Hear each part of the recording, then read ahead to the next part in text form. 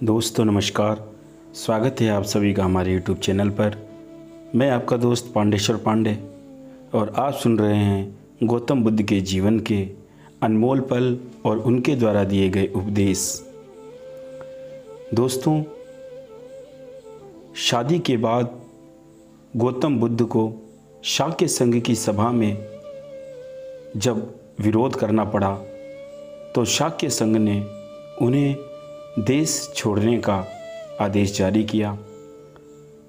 शाक्य संघ की सभा में जो कुछ हुआ उसकी सूचना सिद्धार्थ कुमार के घर वापस लौटने से पहले राजा शुद्धोधन जो उनके पिता थे उनको पहुंच गई थी। घर पहुंचने पर सिद्धार्थ कुमार ने देखा कि उनके माता पिता बहुत दुखी हैं और रो रहे हैं। शुद्धोधन ने कहा, हम युद्ध के दुष्परिणामों की चर्चा किया करते थे, लेकिन मैं ये नहीं जानता था कि तुम इस सीमा तक चले जाओगे। सिद्धार्थ कुमार का उत्तर था, मैंने केवल सत्य और न्याय के पथ का डटकर पक्ष लिया है और सत्य तथा न्याय का पक्ष लेने का जो भी दंड था मैंने उसे स्वीकार किया। लेकिन पिता शुद्धोधन इससे संतुष्ट नहीं थे। वे बोले, तुमने यह नहीं सोचा कि इससे हमारे मन पर क्या बीतेगी और तुम्हारे बिना जीकर हम क्या करेंगे।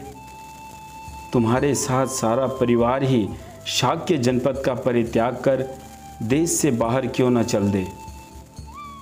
राजा के कथन से रोती हुई माता महाप्रजापति भी सहमत थी। बोली, तुम इस प्रकार हम सबको छोड़कर अकेले कैसे जा सकते हो।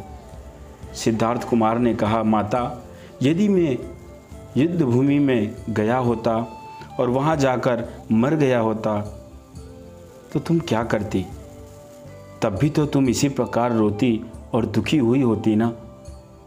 उनकी माँ बोली, नहीं, यह तो एक क्षत्रिय के योग्य होता, लेकिन अब तुम हम लोगों से दूर जंगल में जंगली जानवरों के साथ रहने जा रहे हो। हम यहाँ शांत कैसे रह सकते हैं। मैं यही कहती हूँ कि तुम हमें भी साथ ले चलो।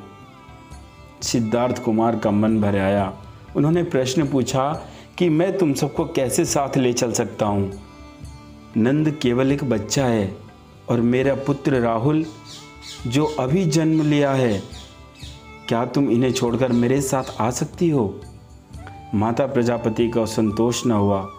उनका कहना था कि हम सब शाक्यों का देश छोड़कर कौशल राज की अधीनता में रहने के लिए कौशल जनपद भी जा सकते हैं। सिद्धार्थ कुमार ने आपत्ति की, लेकिन माता शाक्य इसे देशद्रोह समझेंगे।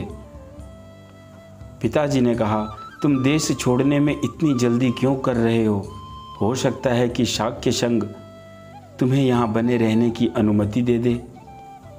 सिद्धार्थ ने कहा, पिताजी, मैंने संघ को संन्यास लेने का वचन दिया है और मैं इस वचन में बाधक न बनूंगा। मैं इसे अवश्य पूरा करूंगा। मैं अपने दिए हुए वचन को कभी भंग नहीं करूंगा। माताजी, आप मेरे मार्ग में बाधक ना बने, मुझे आज्ञा दो और अपना आशीर्वाद भी। जो कुछ हो रहा है अच्छे के लिए हो रहा है। माता और पिता चुप थे। तब सिद्धार्थ कुमार यशोधरा के कमरे में पहुँचे और चुप रहे। यशोधरा ने ही मौन भंग किया। बोली, शाक्य संघ की सभा में जो कुछ हुआ वह सब मैं सुन चुकी हूँ। सिद्धार्थ कुमार ने पूछा, यशोधरा, मुझे बताओ कि तुम्हें मेरा संन्यास लेने का निश्चय कैसा लगा है। अपनी भावनाओं को वश में रखकर यशोधरा ने उत्तर दिया, इसका मुझे दुख तो बहुत है, पर यदि मैं ही तुम्हारी स्थिति में होती तो और दूसरा मैं कर ही क्या सकती थी। तुम्हारा निर्णय बिल्कुल ठीक है। मैं भी तुम्हारे साथ जाती। यदि मैं नहीं जा रही हूँ तो इसका मात्र एक ही कारण है कि मुझे अभी राहुल का लालन पोषण करना है। यह बहुत छोटा है। अच्छा होता यदि ऐसा न हुआ होता, लेकिन हमें वीरता के साथ स्थिति का मुकाबला करना है। तुम अपने माता पिता तथा पुत्र की चिंता न करना। मैं जब तक जीऊँगी इनकी देखभाल और सेवा करती रहूँगी। जब मैं चाहती हूँ कि अपने प्रिय संबंधियों को छोड़कर जो तुम सन्यासी होने जा रहे हो, तुम किसी ऐसे नए धर्म पथ का आविष्कार करना जो जात पात से ऊपर उठकर, भेदभाव से ऊपर उठकर लोगों के लिए अति कल्याणकारी हो।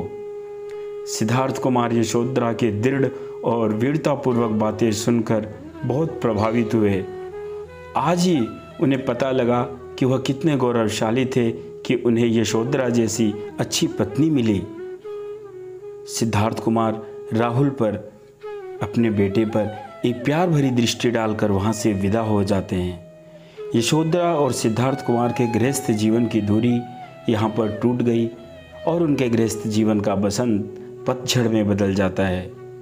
यशोधरा के मन की पीड़ा को शब्दों में व्यक्त नहीं किया जा सकता, लेकिन जिस स्थिति पर उन्होंने गौतम बुद्ध यानी अपने पति का साथ दिया, उनकी इस दृढ़ संकल्पता को कोटि कोटि प्रणाम है। दोस्तों, वीडियो अच्छी लगे तो प्लीज़ इसे लाइक करें और अपने परिवारजनों के साथ, मित्रजनों के साथ शेयर करना बिल्कुल न भूलें। जय साईं राम, बुद्धाय नमः, जय हिंद।